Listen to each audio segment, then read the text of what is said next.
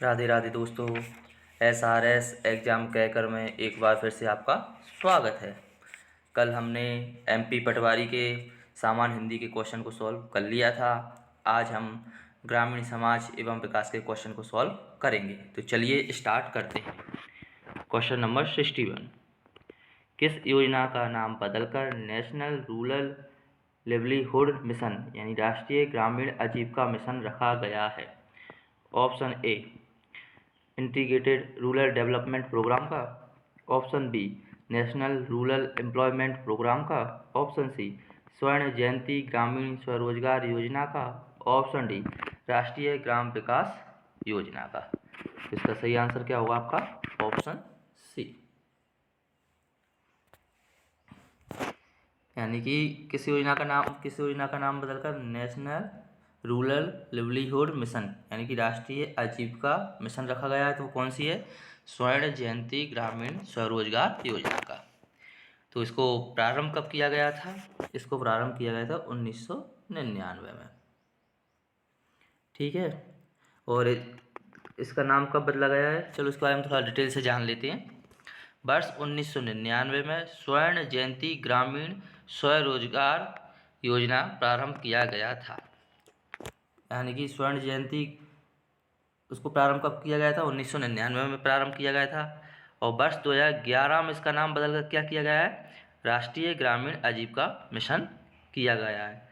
और फिर इसका नाम दोबारा से बदलकर 2015 में क्या कर दिया गया है? दीनदयाल उपाध्याय अंत्योदय योजना कर दिया गया है। ठीक है। तो चलिए नेक्स्ट क्वेश्चन पे मूव करते हैं। अब इसका नाम दोबारा से बदल गया है। किसका? अब इसका नया नाम क्या हो गया 2015 से? दीनदयाल उपाध्याय अंत्योदय योजना। चलिए नेक्स्ट क्वेश्चन पे मूव करते हैं। नेक्स्ट क्वेश्चन है आपका, मध्य प्रदेश में किसान मित्र का प्राथमिक कार्य क्या है? ऑप्शन ए कृषि श्रमिक के रूप में कार्य करना, ऑप्शन बी किसान के खेतों की सुरक्षा करना, ऑप्शन सी शासकीय योजनाओं के बारे में जानकारी प्रसारित करना, ऑप्शन डी किसानों के उत्पादों को बाजार तक ले जाना। तो इसका सही आंसर क्या होगा आपका? ऑप्शन सी। ऑप्शन सी इसका सही आंसर है। अब मध्य प्रदेश में किसान मित्र का प्राथमिक कार्य क्या है आपका? प्राथमिक कार्य है उसका शासकीय योजनाओं के बारे में जानकारी प्रसारित करना।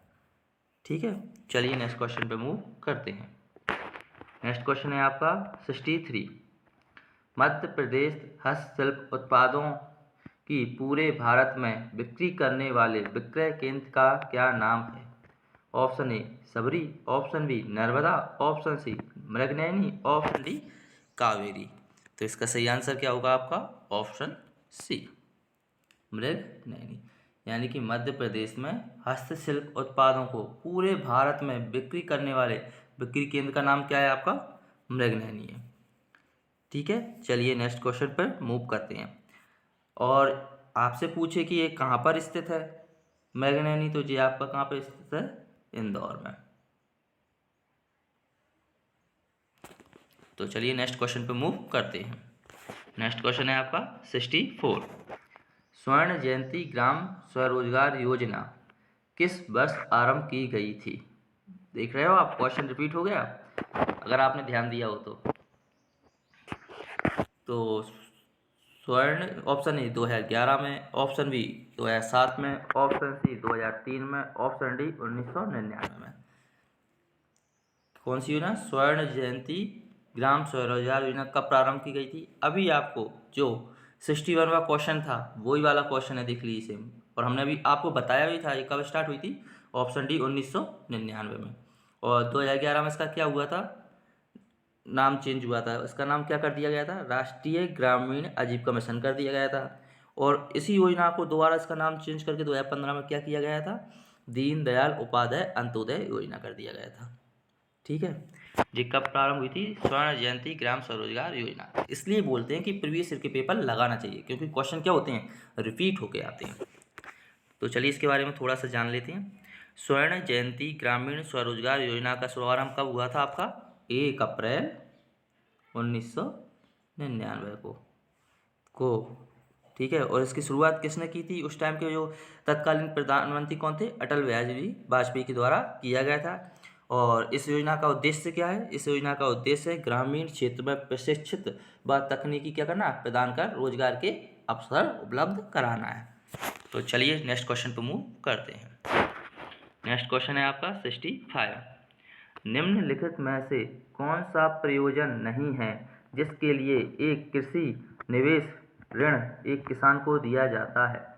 ऑप्शन ए बीज की खरीद, ऑप्शन बी सिंचाई, ऑप्शन सी कृषि मशीनरी की खरीद, ऑप्शन डी भूमि विकास। तो इसका सही आंसर क्या होगा आपका? ऑप्शन ए बीज की खरीद। यानी कि कौन से प्रयोजन के लिए कृषि निवेश ऋण एक किसान को दिया नहीं दी, मतलब ऐसा प्रयोजन नहीं है। इनमें से कौन सा काम है जिसके लिए कृषि निवेश में क्या किसान को ऋण नहीं दिया जाता? तो किसके लिए नहीं दिया जाता है? आपके बीज की खरीद के लिए दिया जाता है, सिंचाई के लिए दिया जाता है, कृषि उपकरण खरीदना है तो उनके लिए भी दिया जाता है, भूमि का विकास करना है तो उसके लिए भी दिया जाता है। तो चलिए, केवल किसके लिए? किसान को बीज की खरीद हेतु कृषि निवेश ऋण नहीं दिया जाता है। नेक्स्ट क्वेश्चन पर मूव करते हैं। नेक्स्ट क्वेश्चन है आपका 66 क्वेश्चन है आपका, सुकन्या समृद्धि योजना के अंतर्गत खाता खोलने के लिए अधिकतम किस आयु की बालिका पात्र है? ऑप्शन ए 7 वर्ष की, ऑप्शन बी 8 वर्ष की, ऑप्शन सी 9 वर्ष की, ऑप्शन डी 10 वर्ष की। तो इसका सही आंसर क्या होगा आपका? ऑप्शन डी 10 वर्ष की। यानी कि अगर आपको सुकन्या समृद्धि योजना के अंतर्गत अपनी बच्ची का खाता खोलना है तो उसकी अधिकतम आयु मतलब कितनी होनी चाहिए बच्ची की? 10 वर्ष की हो जाएगी तो उसके लिए क्या हो जाएगी? पात्र हो जाएगी कि आप उसका खाता खोल सकते हैं। तो चलिए इसके बारे में थोड़ा सा जान लेते हैं। सुकन्या समृद्धि योजना के अंतर्गत खाता खोलने के लिए लड़की के जन्म से 10 वर्ष तक, लड़की के जन्म से 10 वर्ष तक आप 10 वर्ष तक 250 रुपये के साथ खाता खोला जाता है। कितने रुपए के साथ खोला जाता है आपका? 250 रुपये के साथ खाता खोला जाता है। इसमें न्यूनतम जमा राशि कितनी हो सकती है आपकी? न्यूनतम जमा राशि आप कर सकते हो 1000 से लेके 1.5 लाख तक, 1.5 लाख तक, ठीक है। और इसका अब आपने जमा कर दिया, इसका उपयोग क्या है? इसका उपयोग है कि भविष्य में उच्च शिक्षा व विवाह के लिए आपके लिए मतलब लड़की की बचत हो जाएगी। आपको मतलब उसकी पढ़ाई में आप उसको खर्च कर सकते हो, उसके विवाह के समय पे भी जो पैसों की ज़रूरत होती है उसकी भी पूर्ति हो जाएगी। तो चलिए नेक्स्ट क्वेश्चन पे मूव करते हैं। नेक्स्ट क्वेश्चन है आपका 67। PMGSY के अंतर्गत 2016-17 में सर्वाधिक लंबाई वाली सड़कें बनाने के लिए निम्नलिखित में से किस राज्य को पुरस्कार दिया गया था? ऑप्शन ए गुजरात एवं असम को, ऑप्शन बी बिहार एवं मध्य प्रदेश को, ऑप्शन सी महाराष्ट्र एवं गोवा को, ऑप्शन डी हिमाचल प्रदेश एवं पश्चिम बंगाल को। तो इसका सही आंसर क्या है आपका? ऑप्शन बी बिहार एवं मध्य प्रदेश को। किसके लिए क्या है ये हम आपको बताते हैं। हाँ, PMGSY के अंतर्गत 2016-17 में सर्वाधिक लंबाई वाली सड़कें बनाने के लिए किस राज्य को पुरस्कार दिया गया था? तो किसको दिया गया था आपका? बिहार एवं मध्य प्रदेश को, ठीक है। चलिए नेक्स्ट क्वेश्चन पे मूव करते हैं। नेक्स्ट क्वेश्चन है आपका 68। मध्य प्रदेश में एग्रीकल्चरल होल्डिंग्स एक्ट पर उच्चतम सीमा को खालिस्तान में अधिनियमित किया गया था। ऑप्शन ए 1940 में, ऑप्शन बी 1950 में, ऑप्शन सी 1960 में, ऑप्शन डी 1970 में। तो इसका सही आंसर क्या होगा आपका? ऑप्शन सी 1960 में। क्या है? मध्य प्रदेश में एग्रीकल्चरल होल्डिंग्स एक्ट पर उच्चतम सीमा को कब अधिनियमित किया गया था? 1960 में अधिनियमित किया गया था। यानी क्या है इसका mean? Madhya Pradesh agricultural hosting act पर उच्चतम सीमा को 1960 में क्या किया गया था? पारित किया गया था, अधिनियमित किया गया था या पारित किया गया था, बात एक ही है। चलिए नेक्स्ट क्वेश्चन पे मूव करते हैं। नेक्स्ट क्वेश्चन है आपका 69। पंचायत राज व्यवस्था का मुख्य लक्ष्य या सिद्धांत क्या है? ऑप्शन ए आर्थिक शक्ति, ऑप्शन बी विकेंद्रीकृत लोकतंत्र,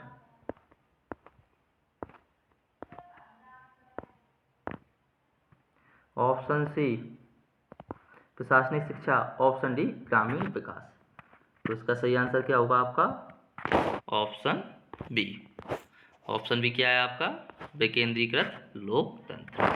यानी कि पंचायत राज व्यवस्था का मुख्य लक्ष्य या सिद्धांत क्या है? विकेंद्रीकृत लोकतंत्र। तो चलिए नेक्स्ट क्वेश्चन पे मूव करते हैं। नेक्स्ट क्वेश्चन है आपका क्या? 70 क्वेश्चन है आपका, मध्य प्रदेश में Indian institute of soil sciences यानी भारतीय मृदा विज्ञान संस्थान कहाँ स्थित है? ऑप्शन ए भोपाल में, ऑप्शन बी ग्वालियर में, ऑप्शन सी इंदौर में, ऑप्शन डी जबलपुर में। तो इसका सही आंसर क्या होगा? Option A. कहाँ पर है? भोपाल में। याद रखना, आप ये मत सोचने लगना कि कृषि से संबंधित बातें चल रही हैं तो जबलपुर में होगा, यहाँ पे आप गलती कर जाओगे। मध्य प्रदेश में Indian institute of soil sciences यानी कि भारतीय मृदा विज्ञान संस्थान कहाँ पे? आपके भोपाल में स्थित है। और इसकी स्थापना कब की गई थी? तो इसकी स्थापना की गई थी आपकी 16 अप्रैल 1988 को। ठीक है, चलिए नेक्स्ट क्वेश्चन पे मूव करते हैं। नेक्स्ट क्वेश्चन है आपका 71, मध्य प्रदेश में central institute of agricultural engineering यानी केंद्रीय कृषि अभियांत्रिकी संस्थान कहाँ स्थित है? ऑप्शन ए भोपाल में, ऑप्शन बी इंदौर में, ऑप्शन सी ग्वालियर में, ऑप्शन डी जबलपुर में। तो इसका सही आंसर क्या होगा आपका? Option A. ये भी कहाँ है आपका? भोपाल में। आप देख लीजिए, अभी बोला था आपसे हमने कि कृषि से संबंधित अगर आपको लगे कि आप जबलपुर, तो आपका क्या हो जाएगा? गलत हो जाएगा। दो क्वेश्चन आ गए यहीं पे, देखिए। मध्य प्रदेश में central institute of agriculture engineering यानी कि केंद्रीय कृषि अभियांत्रिकी संस्थान कहाँ है आपका? भोपाल में स्थित है। और इसकी स्थापना कब हुई थी? 1960 में। यानी कि आपका सॉइल वाला यानी मिट्टी वाला भी कहाँ पे है आपका? यानी कि Indian institute of soil sciences, ये भी कहाँ पे है आपका? भोपाल में है। और केंद्रीय कृषि अभियांत्रिकी संस्थान, ये भी कहाँ है आपका? भोपाल में। तो चलिए नेक्स्ट क्वेश्चन पे मूव करते हैं। नेक्स्ट क्वेश्चन है आपका 72, मध्य प्रदेश में कुल कितनी कृषि मंडियां विनियमित हैं? ऑप्शन ए 300 से 400, ऑप्शन बी 400 से 500, ऑप्शन सी 500 से 600, ऑप्शन डी 600 से 700। तो इसका सही आंसर क्या होगा आपका? ऑप्शन सी 500 से 600। मध्य प्रदेश में कुल कितनी मंडियां विनियमित हैं? तो कितनी है आपकी? 500 से 600। तो चलिए नेक्स्ट क्वेश्चन पे मूव करते हैं। नेक्स्ट क्वेश्चन है आपका 73, भारत में निम्नलिखित में से किस प्रजाति का चावल नहीं पाया जाता है? ऑप्शन ए लाल चावल, ऑप्शन बी काला चावल, ऑप्शन सी नीला चावल, ऑप्शन डी भूरा चावल। इसका सही आंसर क्या होगा आपका? ऑप्शन सी नीला चावल। बताइए कितने कलर के चावल आते हैं? आप देखिए, लाल भी है, नीला भी है, काला भी है, भूरा भी है। और भारत में कौन सी प्रजाति का नहीं पाया जाता है? तो आप भारत में नहीं पाया जाता आपका कौन सा? नीला चावल नहीं पाया जाता। भारत की प्रमुख खाद्य फसल क्या है? चावल है। और विश्व के दृष्टिकोण से चावल उत्पादन में भारत का कौन सा स्थान है? द्वितीय स्थान है। यानी पूरे विश्व में चावल उत्पादन करने में भारत का कौन सा स्थान है? दूसरा स्थान है। और भारत में कौन सा चावल नहीं पाया जाता है आपका? नीला चावल नहीं पाया जाता है। तो चलिए नेक्स्ट क्वेश्चन पे मूव करते हैं। नेक्स्ट क्वेश्चन है आपका 74, निम्नलिखित में से किसके बारे में 3F के नाम से प्रचलित पंचायत सशक्तिकरण एवं उत्तरदायित्व प्रोत्साहन योजना के अंतर्गत विचार नहीं किया जाता है? ऑप्शन ए निधियों, ऑप्शन बी कार्यों, ऑप्शन डी किसानों, ऑप्शन डी पदाधिकारियों। तो इसका सही आंसर क्या होगा आपका? ऑप्शन सी। पंचायती राज व्यवस्था में देखिए, पटवारी बनोगे तो किससे संबंधित होंगी? ज़्यादातर बातें किसानों से संबंधित होंगी। 74 का क्या होगा आपका? सी। यानी कि निम्नलिखित में से किसके बारे में 3F के नाम से प्रचलित पंचायत सशक्तिकरण एवं उत्तरदायित्व प्रोत्साहन योजना के अंतर्गत विचार नहीं किया जाता? तो किस पे नहीं किया जाता है आपका? किसानों के बारे में। ठीक है, भारत की जो ज़्यादातर जो रोजगार आपका किस में मिलता है आपका? ज़्यादातर जो जनसंख्या किस पर निर्भर है? कृषि पर निर्भर है, यानी किसान है भारत में ज़्यादा। और उन्हीं पर देखो विचार नहीं किया जाता, उन्हीं के बारे में सोचा नहीं जाता है। कैसी विडम्बना है। चलिए नेक्स्ट क्वेश्चन पे मूव करते हैं। नेक्स्ट क्वेश्चन है आपका 75। भारत में मार्च 2016 तक कितने क्षेत्रीय ग्रामीण बैंक कार्यरत हैं? Option A 28, option B 43, option C 56, option D 67। तो इसका सही आंसर क्या होगा आपका? Option C 56। भारत में मार्च 2016 तक कितने क्षेत्रीय ग्रामीण बैंक कार्यरत हैं? तो कितने? 56। और थोड़ा इनके बारे में भी जान लेते हैं। ग्रामीण बैंक की स्थापना कब हुई थी? ये ग्रामीण बैंक की स्थापना कब हुई थी आपकी? 2 अक्टूबर 1975 को, 1975 को। ठीक है। और इसी दिन, जिस दिन स्थापना हुई थी, इसी दिन 5 क्षेत्रीय ग्रामीण बैंक खोले गए थे। और भारत में गोवा, सिक्किम, ध्यान रखना केवल 2 राज्य को छोड़कर, कौन कौन से? भारत में गोवा और सिक्किम को छोड़ सभी जगह क्या है? क्षेत्रीय ग्रामीण बैंक हैं।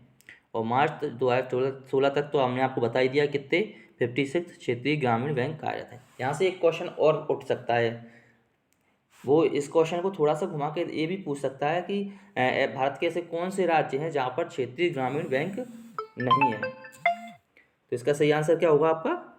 एक आपके गोवा में और दूसरा आपका सिक्किम में क्या क्षेत्रीय ग्रामीण बैंक नहीं है। तो आज के लिए इतना ही, आगे के क्वेश्चन हम कल सॉल्व करेंगे। राधे राधे।